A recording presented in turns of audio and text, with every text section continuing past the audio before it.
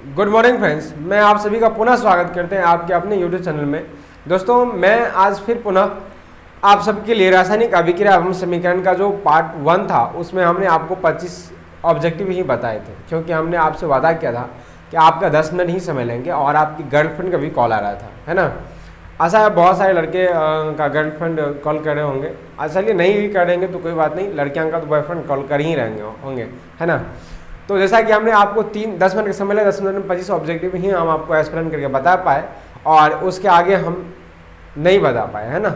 समय हो गया था, तो आज हम 25 से आगे बताएंगे, जिसमें आज आप जितना होगा आज पूरा कर लेंगे, क्योंकि अब दूसरा पार्ट हम नहीं बनाने वाले, तीसरा पार्ट हम नहीं बनाने वाले, मतलब इसलिए हम आज पूरा खत्म कर लेंगे। तो चलिए देखते हैं मोबाइल के स्क्रीन पे और समझते हैं एक एक करके। दोस्तों, फाइनली हम आ गए हैं मोबाइल स्क्रीन पर, और जो मेरा 25वां प्रश्न था वो हमने कल कर लिए थे, है ना। तो अब हमें करना है 26वां प्रश्न, जो कि है रासायनिक अभिक्रिया के जलीय विलयन को किस प्रतीक द्वारा दर्शाया जाता है। जलीय विलयन को, रासायनिक अभिक्रिया में जो पदार्थ होता है, जो जलीय विलयन होता है, उसको हम किस द्वारा दिखाया जाता है। तो हम एक क्यू द्वारा लिखते हैं, एक क्यू द्वारा हम दिखाते हैं। ऐसा है, आपको आसानी से समझ में आ गया होगा। अगला प्रश्न है कि निम्नलिखित में कौन सा पदार्थ फोटोग्राफी में प्रयुक्त होने वाले फिल्म बनाने में प्रयुक्त होता है, मतलब फिल्म बनाने के लिए प्रयुक्त होता है। तो इनका आंसर हो जाएगा दोस्तों AG BR, ठीक है। अगला प्रश्न है कि जल का विद्युत अपघटन करने पर मुक्त होने वाली हाइड्रोजन ऑक्सीजन गैसों का मोल अनुपात होता है, तो वह 2:1 होगा। बहुत आसान प्रश्न है, आप इसे कीजिए। अगला है भाखड़ा चूना की जलीय विलयन की दीवारों पर पुताई करने पर दीवार का जो चमक है वह बढ़ जाती है। निम्नलिखित में से किस पदार्थ के कारण ऐसा होता है। तो वह होता है कैल्शियम कार्बन के चलते, CaCO3 के चलते, है ना।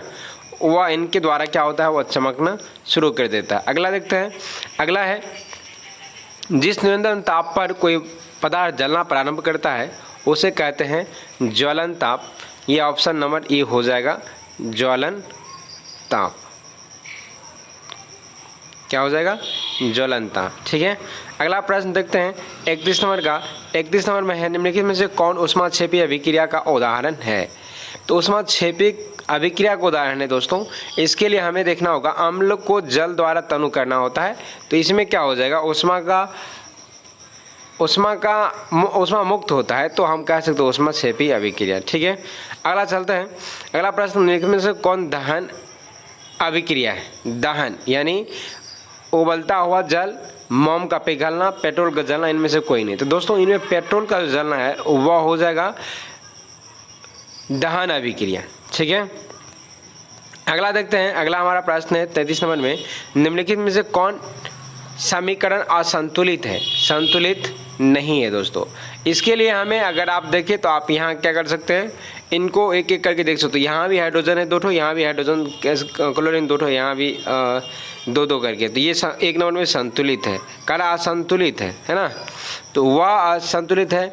यहाँ भी देखते हैं P भी अकेला है और यहाँ भी अकेला है। तो यहाँ ऑक्सीजन 2 इधर 4 और 1 5, तो 3 2 6 वैसे भी आ जा रहा है। तो ये आ जाएगा कितना, 2 और 2 4, ये भी 2 2 4 हो जा रहा है। KCl और इस साइड भी है KCl 2 और 2, ऑक्सीजन यहाँ आ जाएगा 3 2 6, ये आ जाएगा। तो ये इनका ऑप्शन हो जाएगा B नंबर का ही हो जाएगा, ठीक है। PB वाला ये ऑप्शन हो जाएगा, ठीक है, क्योंकि वह असंतुलित है। अगला 34 नंबर में सवाल है कि Cl2 plus 2 KCl arrow KCl plus KL नहीं दोस्तों, KI है। तो KIA किस प्रकार का अभिक्रिया है। दोस्तों यहाँ आप देख सकते हो कि जो क्लोरीन है, क्लोरीन को विस्थापित किया गया है ना, Cl KL के द्वारा विस्थापित है। तो ये विस्थापन अभिक्रिया हो जाएगा, बहुत इजी है। आगे देखते हैं 35 नंबर के सवाल को। 35 नंबर में है कि निम्नलिखित में से कौन सा समीकरण संतुलित है। तो ये B नंबर का ऑप्शन हो जाएगा, ये समीकरण संतुलित है, बाकी असंतुलित है। आप इनको एक बार करके देख सकते हो, क्योंकि हमने ऑलरेडी बता चुके हैं, है कि नहीं।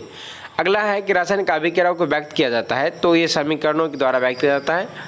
पदार्थ जो होता है उनको समीकरण के द्वारा लिखते हैं, सूत्र के द्वारा लिखते हैं, उन्हीं से हम व्यक्त करते हैं। भोजन का पचना किस प्रकार का अभिक्रिया है, तो हम कल आपको बताए थे कि ऑक्सीकरण अभिक्रिया है, ऑक्सीकरण अभिक्रिया है, याद रखिएगा। अभिक्रिया Zn plus CO arrow Zn plus CO2 के संबंध में कौन सा कथन है सत्य है, तो ये Zn का ऑक्सीकरण होता है, ये कथन सत्य होगा, बी नंबर का ऑप्शन हो जाएगा। ठीक है, 39 नंबर में देखते हैं। 39 नंबर में है क्या कि निम्नलिखित में से कौन उभय विस्थापन अभिक्रिया है। उभय विस्थापन मतलब द्विविस्थापन अभिक्रिया हो जाएगा। तो आप देख सकते हो AgNA ये 2 बार एक दूसरे को विस्थापित कर देता है, इसलिए द्विविस्थापन अभिक्रिया हो जाएगा ऑप्शन नंबर बी का।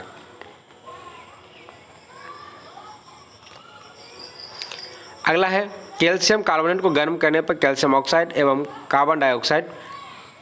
कार्बन हाइड्रोक्साइड बनते हैं या किस प्रकार का अभिक्रिया, तो ये वियोजन अभिक्रिया होगा, क्योंकि हमने आपको पहले से भी इनको बता रखे हैं। ये किस प्रकार का अभिक्रिया होगा, ये वियोजन अभिक्रिया होगा, वियोजन रासायनिक अभिक्रिया होगा। ठीक है, वियोजन रासायनिक अभिक्रिया होगा, या इनका वियोजन को हम अपघटन अभिक्रिया कहते हैं, तो ये हो जाएगा अपघटन, अर्थात डी नंबर का ऑप्शन हो जाएगा। अगला है जिस रासायनिक अभिक्रिया में प्रतिफल के साथ साथ ऊष्मा का उत्सर्जन होता है उसे कहते हैं ऊष्माक्षेपी अभिक्रिया। प्रतिफल के साथ साथ ऊष्मा का उत्सर्जन होता है, ऊष्मा भी मुक्त होता है, तो उसे हम कहते हैं ऊष्माक्षेपी अभिक्रिया। किसी ताज़ा तेल को बहुत दिनों तक सुरक्षित रखने के लिए निम्नलिखित में से किस गैस का उपयोग किया जाता है, तो वह नाइट्रोजन होगा। बहुत सिंपल है, बहुत पहले से आप जानते हो। आप चाहो तो हमारे यूट्यूब चैनल को सर्च कर सकते हो। ठीक है, 43 नंबर प्रश्न है कि समीकरण Fe2O3 प्लस Al और एरो Al2O3 प्लस Fe जो है वो अपने यौगिक से क्या हो रहा है, विस्थापित हो जा रहा है, इसलिए ये अभिक्रिया हो जाएगा विस्थापन अभिक्रिया हो जाएगा, ऑप्शन नंबर डी हो जाएगा। 44 के नंबर देखते हैं कि समीकरण के बाएं एवं दाएं दोनों और प्रत्येक प्रकार के परमाणु की संख्या अगर समान हो तो समीकरण कहलाता है संतुलित समीकरण कहलाता है, संतुलित समीकरण कहलाता है, ऑप्शन नंबर बी हो जाएगा। बेरियम क्लोराइड के विलयन को जब सल्फ्यूरिक अम्ल से अभिक्रिया कराई जाती है तो उसमें अभिक्रिया को कहते हैं अवक्षेपण अभिक्रिया, याद रखेंगे, अवक्षेपण अभिक्रिया। सोडियम हाइड्रोक्साइड एवं हाइड्रोक्लोरिक अम्ल के बीच अभिक्रिया होने पर सोडियम क्लोराइड एवं जल बनते हैं। हम आपको पहले ही से बता रखे हैं क्या कि जब सोडियम हाइड्रोक्साइड और हाइड्रोक्लोरिक अम्ल दोनों अभिक्रिया करेंगे तो लवण और जल बनाता है, लवण और जल बनाता है। और जब लवण और जल बनाएगा मतलब वह उदासीन अभिक्रिया है। कौन सी अभिक्रिया है, उदासीनीकरण अभिक्रिया है। आप इसे आसानी से याद रखिए, है ना। क्लोरोफिल और सूर्य प्रकाश की उपस्थिति में पौधे वायु से कार्बन डाइऑक्साइड एवं पृथ्वी से जल ग्रहण करके अपना भोजन तैयार करता है। ये प्रकाश संश्लेषण या हमेशा अभिक्रिया के द्वारा देखें तो प्रकाश रासायनिक अभिक्रिया हो जाएगा। दोस्तों बहुत इजी प्रश्न सब है, कितना आसान है, ऐसा है आप बहुत आसानी समझ पा रहे होंगे। निम्नलिखित में से कौन सा बुझा हुआ चूना है, बुझा हुआ चूना मतलब जो चूना है उसमें हम पानी डालने के बाद वो बुझ जाएगा, अर्थात CaOH को H2 बनाता है, तो ये ऑप्शन नंबर बी हो जाएगा इनका। साग सब्जी का विघटित होकर कंपोस्ट बनाने की अभिक्रिया का उदाहरण है।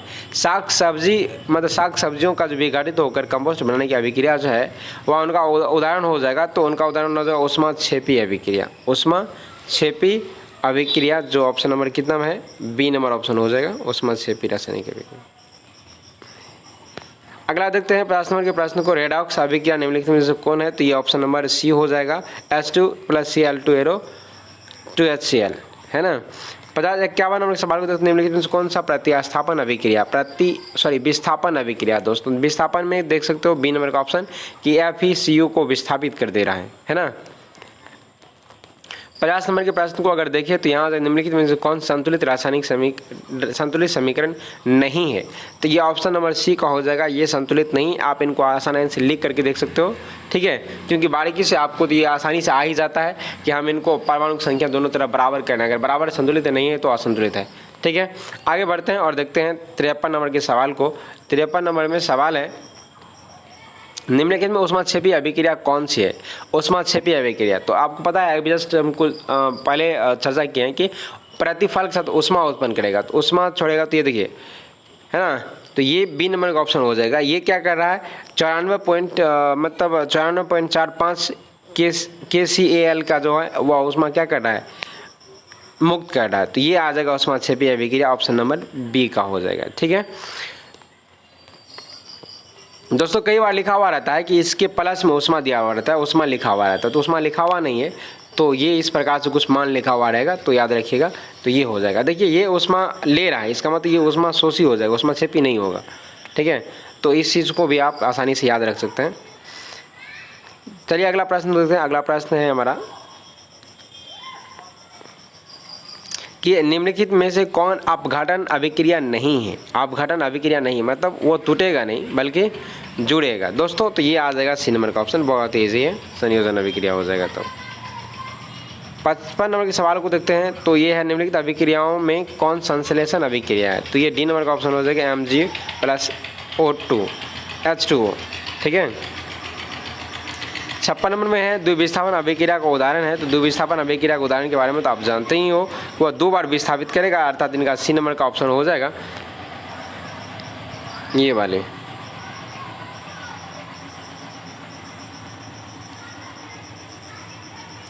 सत्तावन नंबर में सवाल है क्या कि निम्नलिखित में कौन अपघटन अभिक्रिया, अपघटन अभिक्रिया मतलब वो टूटेगा। तो टूटेगा तो आप देख सकते हो ये भी जुट रहा है, मतलब एक से अधिक बन रहा है ना, ये भी, और ये भी एक से अधिक में जा रहा है, सॉरी ये तो बन नहीं, एक से अधिक में टूट रहा है। तो ये आ जाएगा ऑप्शन नंबर ए का ही।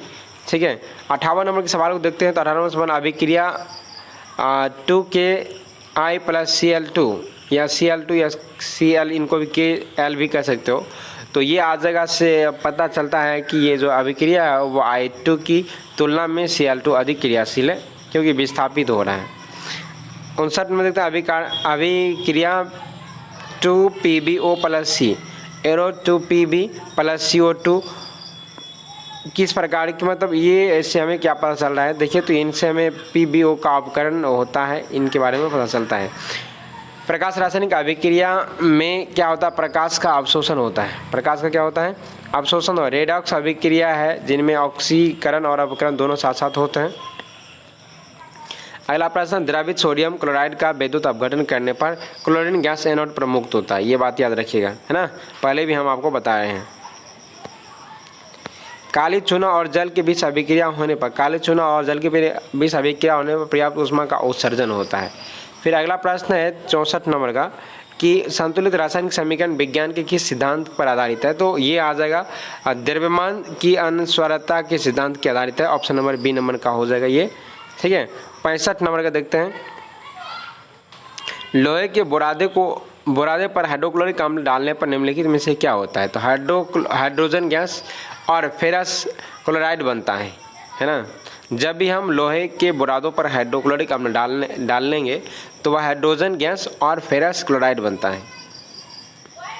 66 नंबर का सवाल है और शायद ये लास्ट सवाल है।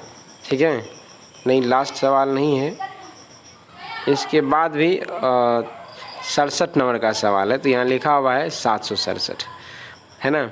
हाइड्रोक्लोरिक अम्ल और सोडियम हाइड्रोक्साइड का जलीय का विलयन डालने पर निम्नलिखित में से कौन सा कथन सही हो जाएगा। तो ये ऑप्शन नंबर डी का हो जाएगा, सोडियम क्लोराइड और जल बनते हैं। ठीक है, काली चूना और जल के बीच होने वाले रासायनिक अभिक्रिया के संबंध निम्नलिखित में से कौन है। तो इसका हो जाएगा ए नंबर का। इस अभिक्रिया के फलस्वरूप कैल्शियम कार्बोनेट बनता है। जब भी काली चूना और जल के बीच होने वाले रासायनिक अभिक्रिया के बीच संबंध दिखाने का प्रयास करेंगे तो ये ऑप्शन नंबर ए आ जाएगा। दोस्तों बड़ी आसानी से ये हो गया 10 मिनट में, और हमें लगता है कि 10-13 मिनट हो गया, बहुत ज़्यादा नहीं लगा, और शायद चलिए अच्छा है कि कम समय में हो गया, तो अच्छी बातें हैं। ठीक है दोस्तों, तो मिलते हैं अगले चैप्टर के लिए, मतलब अम्ल भाष्म क्षार के लिए। तब तक के लिए आप सबको बहुत बहुत धन्यवाद।